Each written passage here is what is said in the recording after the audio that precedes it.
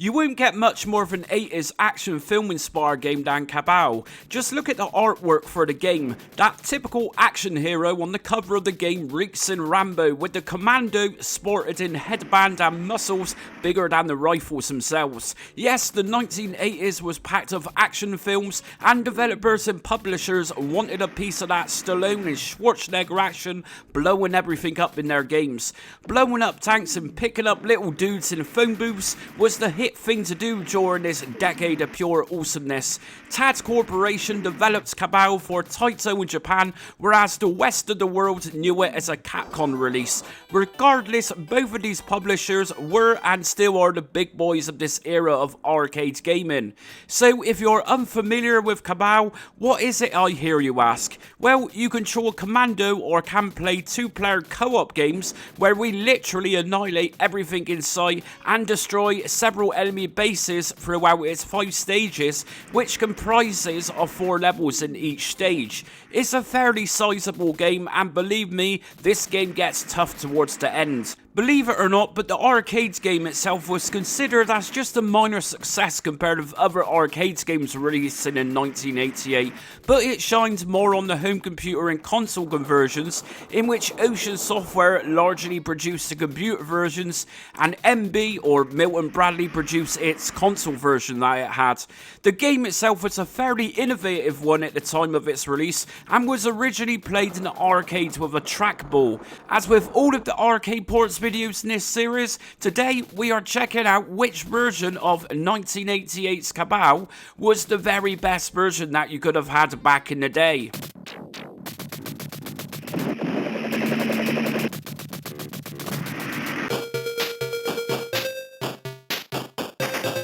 As I began playing Ocean's 1980 Amstrad CPC release, I was optimistic. Sure, the colours of the levels are monochrome, but this switches colours between stages, whereas the sprites themselves stand out a hell of a lot here because they have several colours and details.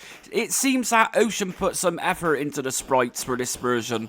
The downfall of the gameplay really begins when I noticed that a few enemies being on screen simultaneously slowed down the gameplay, and this got even worse when many enemies appeared on screen. When I say many enemies, I really mean it. The absurd amount of them got ridiculous come level 2, and the frame rate suffered massively as a result of this. It can be difficult to see enemy bullets coming towards us at times too, where they almost blend into the scenery. We also have a lack of enemy vehicles in the CPC version, but I guess there really was no need when so many soldiers were attempting to take me down. We have no music, but rather the sound of gunfire, which honestly sounds more like a cap gun being shot rather than rifles or machine guns. When we manage to destroy everything in each level, we don't see our commando running off into the distance with that victory sound. Instead, he just moves to the right hand side. You'll also notice that when dying, instead of the player instantly respawning there and then, we actually get a very quick black screen. Really, like I said, I really wanted to like this version, but there was just too much wrong with it to actually say it was enjoyable. I mean, the amount of enemies and the sheer size of them compared to the gameplay areas just took any enjoyment away at all. There actually came a point where it felt like I was playing one of those LCD games from the 80s and 90s, where the frame rates were so poor, I actually thought, what is the point?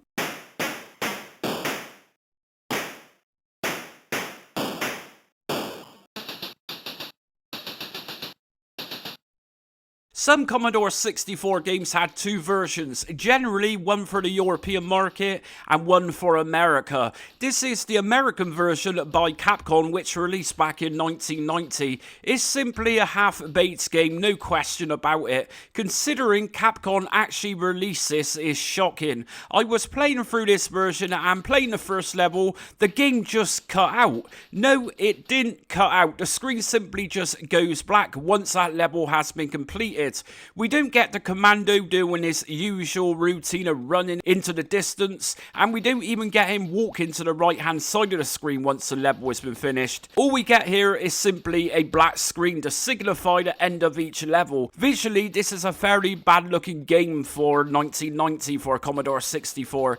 There was a hell of a lot better for this era, without a doubt. I also found that I would die every now and again, and there was actually no bullets hitting me. What happened was that helicopters would fire down at times with no bullets showing at all. Although if I was directly under the helicopter, then make no doubt about it, they actually hit me. And talking about helicopters, the sound of propellers are constant on some levels, even if they are on the screen. This really was a badly coded release from Capcom. Even our commando here looks strange compared with other versions.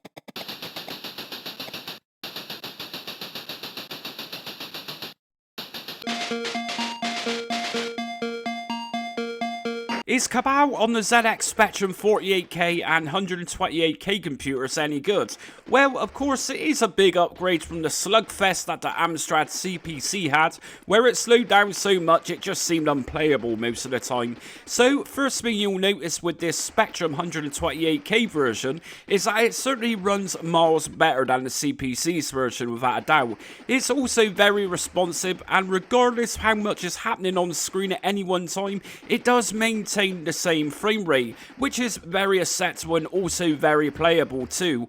Of course, the Amstrad's version had nicer looking sprites in comparison to this version, but on the flip side, the ZX Spectrum's version contains several colours, which lights up the levels so much nicer. Hit collision detection is also fairly good here, although sometimes when throwing grenades at enemies, it did appear to make no difference, and so the enemies just ignored the blasts and continued walking around shooting down at me. Sure, the sound effects here are very Spectrum-like. Nevertheless, it doesn't sound anything like the Capcom situation which the CPC produced. Just like the CPC version though, the Spectrum version does miss a couple of opportunities which could have made it much better and more reminiscent to the arcade game that it was converting from.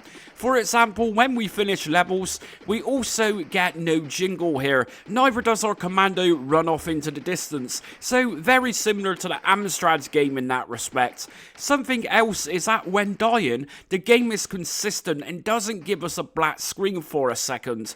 It's not a bad version at all. Most Spectrum fans likely enjoyed this Ocean release when it came out in 1989.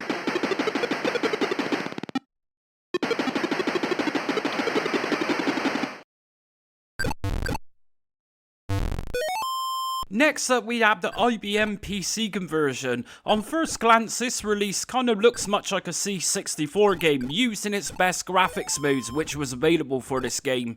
It's actually not a bad version, although admittedly the gameplay screens look huge and the enemies are kind of dwarfed because of this.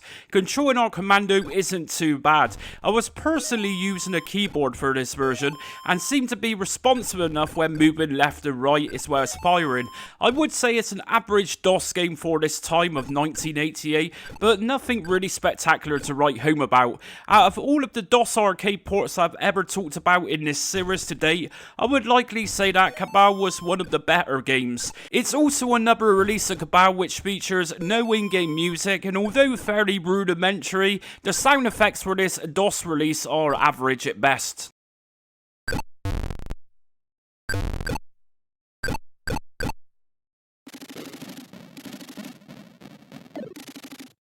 Even more of a bigger upgrade for the 8-bit computer versions of Cabal was the European C64 release. To be honest with you, I was expecting music and sound effects, or at least an option for either one of these during the gameplay, but sadly sound effects only with this European release.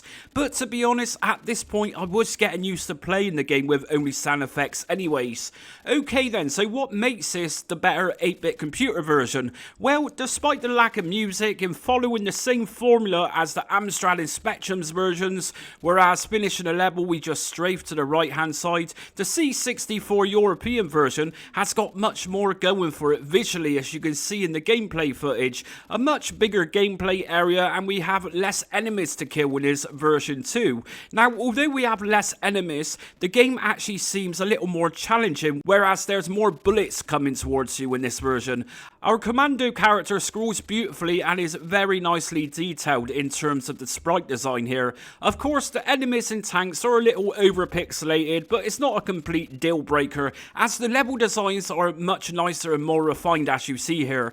The sound effects are acceptable. I have heard miles better produced for the Commodore 64 during my time. If Ocean's coders just put a little more into this, such as running off in the distance animation after clearing a level, this would have been ranked much higher than this. In terms of collision detection, when firing at enemies and chucking grenades, everything seemed to have died, and so hit detection seemed pretty flawless here.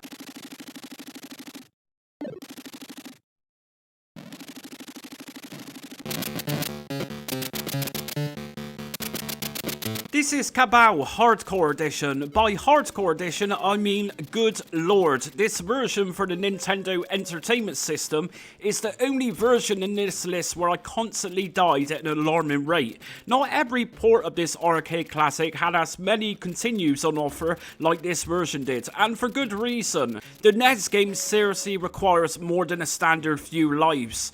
It's insanely punishing. Okay, so as for the game itself, it takes a little while getting used to the crosshair here, and the reason that is because it kind of feels like it's on ice sliding around everywhere, and it tends to be difficult placing it on enemies to shoot at them.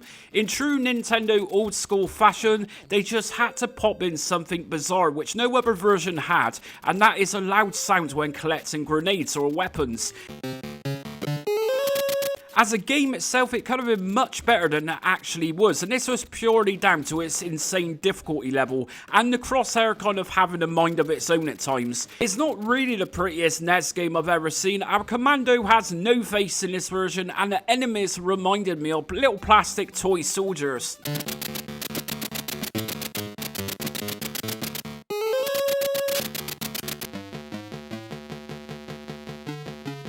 Although the Atari ST conversion is a fairly slow experience of Cabal in terms of its slow frame rates throughout, it does maintain a steady pace. In other words, if the screen is bombarded with several sprites at any one time, it doesn't appear to slow down anymore. The game is a nice version of it, and it's coloured fairly well, and make no doubt about it, this is definitely a tough version of the game itself. It's got a fairly nice backing track while we are playing the game, which isn't spot on to the arcade game itself, but it's recognisable at least. Sound effects aren't too bad either with this ST Ocean release.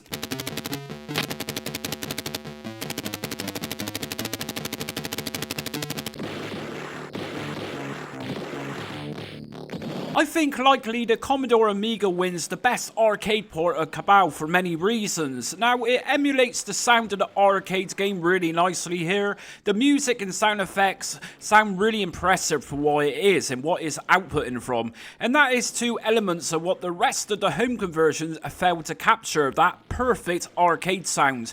The whole presentation just looks and feels like an arcade game, and its difficulty level also matches the arcade game itself.